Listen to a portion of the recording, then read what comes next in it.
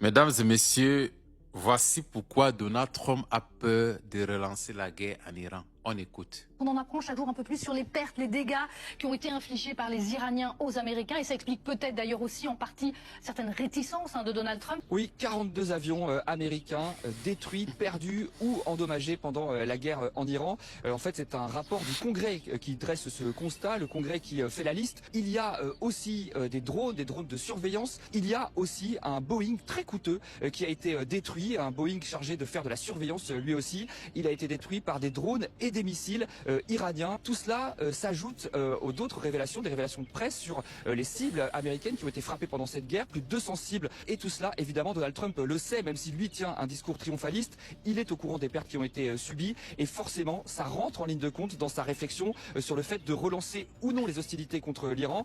Même si on ne le dit pas ouvertement, les États-Unis, quand ils regardent l'Iran comme ça avec les yeux, ils savent qu'ils ont affaire à garçons. Les États-Unis le savent très bien. Même s'ils ne veulent pas le dire ouvertement, ce qui me plaît avec les Américains, c'est les intérêts avant tout. Quand il s'agit d'intérêts, la vérité finit par sortir. Sans état d'âme, 42 avions, sans compter les drones. Faites vous-même les comptes et le calcul. Vous comprenez pourquoi Donald Trump ne fait que multiplier les renvois. On va attaquer demain, on va attaquer après-demain, on va attaquer après-demain. Oh, l'Arabie Saoudite a dit qu'ils ne veulent pas qu'on attende d'abord. Les Émirats disent qu'on donne un moratoire, voilà et tout. Et vous voyez, mesdames et messieurs, pourquoi dans tout ça, l'Iran est bouche fermée, bouche cousue. Ils savent l'étendue de leurs capacités. Ils savent les dégâts. Ça c'est sans compter, mesdames et messieurs, aux dégâts qu'ils ont infligés aux Émirats arabes unis. Donc, quand Donald Trump disait qu'ils ont carrément le contrôle du ciel iranien, qu'ils nagent, ils entrent sous le ciel iranien comme bon leur semblait, il n'était pas en train de dire que chaque jour, un avion tombait.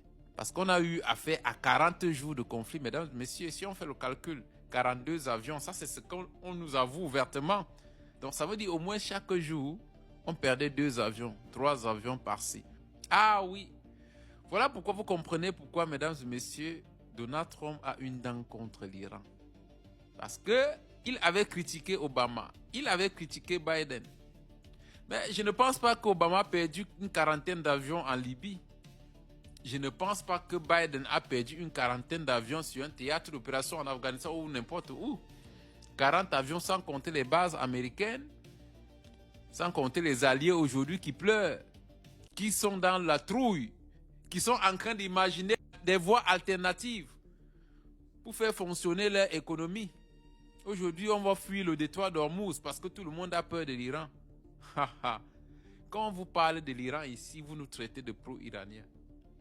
Vous-même voyez et constatez et concluez que le mythe américain n'a plus lieu d'être ou d'habiter dans votre esprit.